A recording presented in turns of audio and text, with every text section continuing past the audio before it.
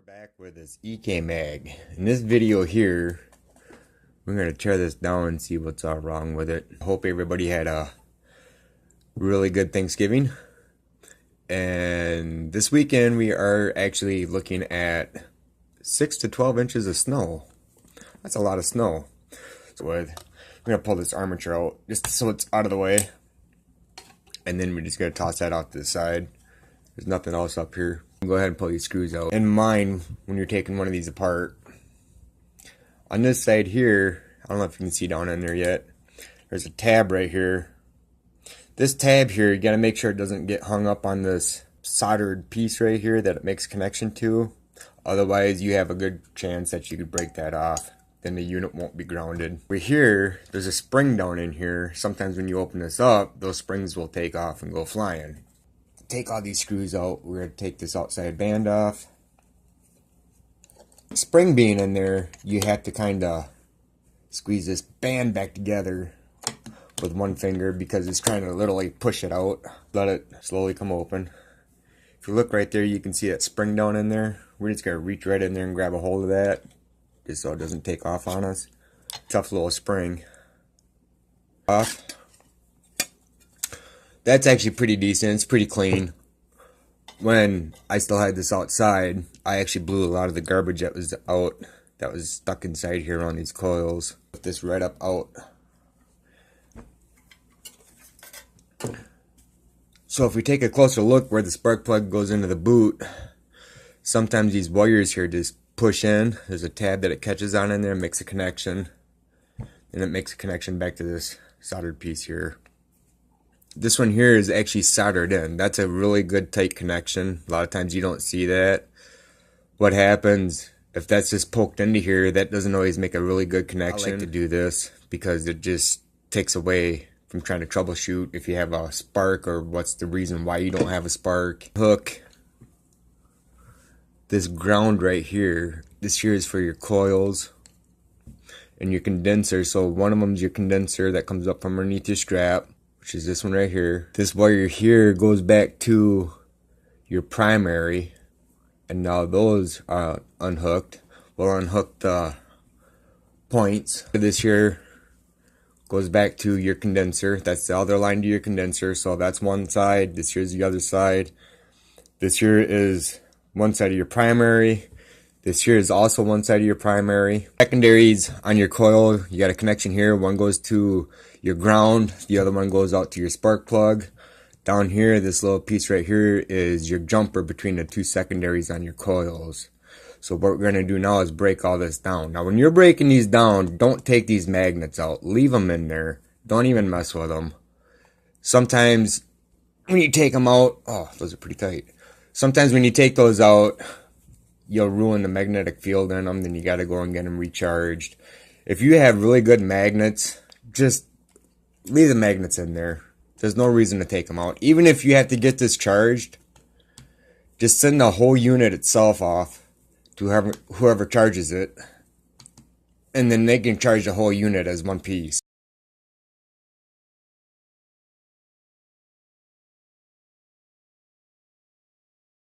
So this piece here is unmounted, so we can actually lift this here up and off. Just a little bit of a guess. This piece here is your points. This here all disassembles. You can take this here all out, replace your points. Now we're going to take this strap off down here, because what I'm trying to do, I'm trying to get into these coils here. I need to check the coils to see if they're good or if they're bad, so when I go to order my stuff, oh geez, when I go to order my stuff, I know what to order. Those are really tight. And if you don't check your coils, and if your coils are good, well, you're just spending money for no reason.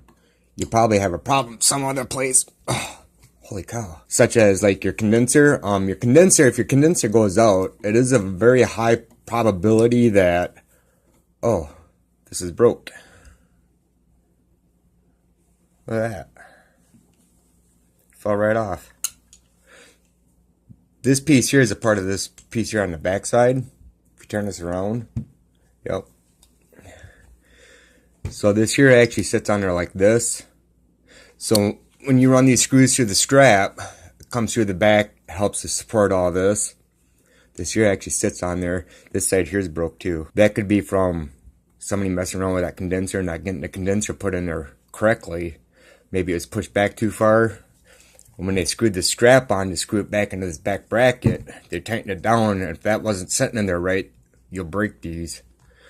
But from the way it looks like I can get those TIG welded, so not necessarily a very big deal. Flatten them all back out so everything sits in there really nice. Holy cow, these are really tight. And then here's the other back strap, the other side that was broke. Strap here with all 4 of these screws can actually come right up out of here. You have to take this piece here off to get into your condenser area. So there's your strap, your 4 screws. We'll just lay that off to the side. So right here is your condenser. You can just grab a hold of these and just pull them right out of here. That looks original. We'll come back to that here in a little while. Now this piece here, once you have this strap and 4 screws undone, it releases everything in the back. Now this piece here on top is just sitting here. You can just push that off. And then this here's what you end up with. So these are actually supposed to be all one piece. And they sit on here just like this. So we'll get this here cleaned up. Get it TIG welded. We'll move on from there. So here on top, pull your spacers off. We'll replace all this stuff. This here's all rotted. So, okay, here on the coils, this here, these 2 prongs on each coil, this here's your primary. Like I was saying, your secondaries come out on the sides. One's a ground, one spark plug, whatever side you put the strap back on. Because you can turn that around for whatever use of the engine it is, or whatever engine it's mounted to. And then down here is a jumper between the secondaries of the 2 coils. So from here, oh, look at that. So this here's a jumper from one side of the primary to, from one coil to the next coil. This here's supposed to be a jumper. This here's supposed to be connected. It's not corroded, but it looks like somebody had cut that. We'll turn our meter on. We'll see what we can come up with. See what's bad, what's good. So turn it on. We'll just check. So these here bleed off. That has a reading and it bleeds off to 0. Now last I knew on the primary, because it is a heavier wire, goes back down to 0. I'm going to call the primaries on here good. This here's cut, so there's no reason to check, you know, between this one here and this one here. You can't check it, obviously, because this here's cut. You can't check this one from here to here because, well, obviously it's cut. So we're just going to go from here. Just going to spin this back around. This little jumper, oh, look at that. Those are not supposed to be loose. See how tight that one is? They put wedges down in here, little wooden wedges.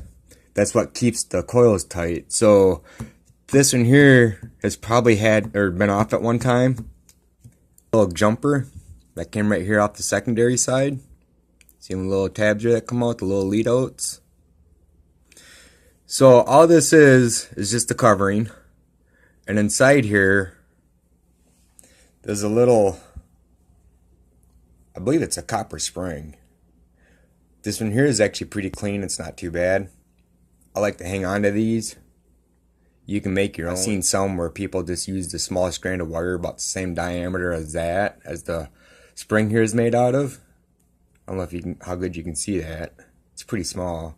Then they just wire the copper wire from here to here, then they just cover it. Let's jump up here to 20K just to get a reading. 20K that you have to use to check the secondaries.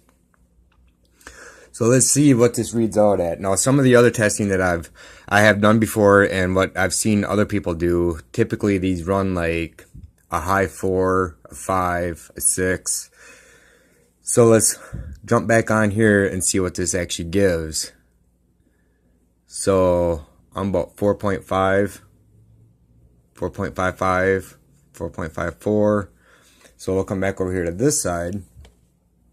And it doesn't matter, negative, positive. It's just the ohm test. See if there's anything for a reading out of this. And there is not.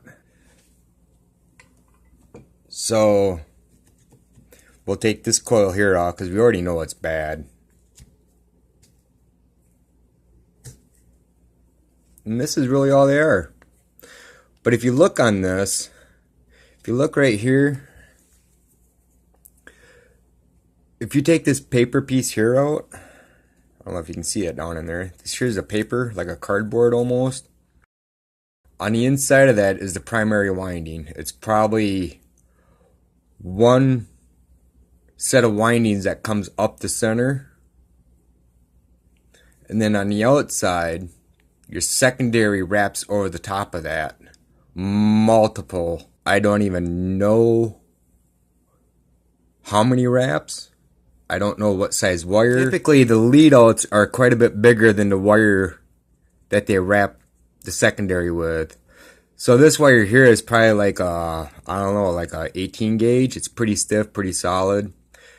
This lead out underneath this covering right here comes back to the windings, and they just solder the two together. There's probably some kind of a plate in here, because if you look, it's kind of bulging.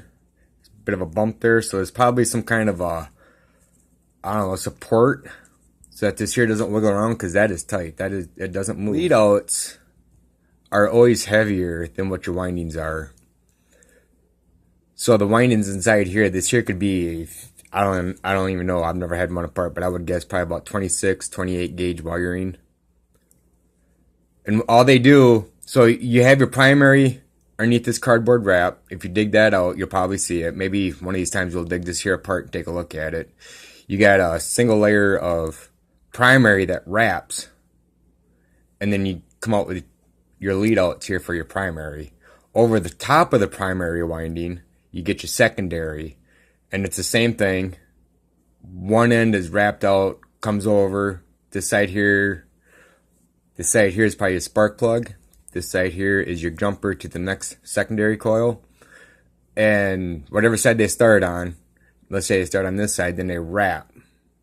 Comes all the way down. Then they get down here, they seal that with whatever, some kind of a tar, wax, another sheet of wax paper for electrical work. And then once they get that on there, then they take that wire and they wrap back. They do the same thing with sealing it, then they come back, then they just keep going and going and going and going.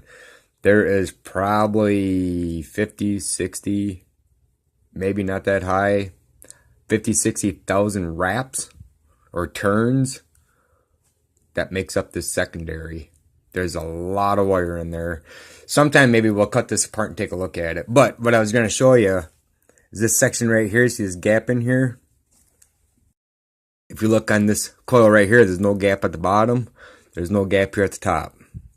So this coil here is intact.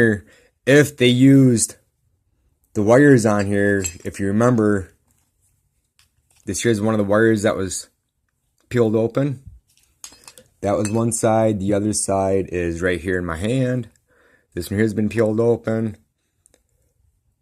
They could have very possibly jumped the coils because they were probably bad and just used the points and the armature to keep the engine running. They probably had this hooked to an outside source. This here would probably overheated and the secondary probably slid down over the primary, which eventually would make it bad. It could be moisture in there. That's typically the reason why these go out. The moisture will corrode the wiring. But if you look, see, I'm not even touching nothing down in there with my pencil. Look how long that is. There's nothing there. So that whole secondary and primary have separated. If you want to see this here getting rebuilt, just subscribe to my channel. You can hit the little bell. So next time that I post a video, you'll see it come up. Thanks. Stay tuned. Bye.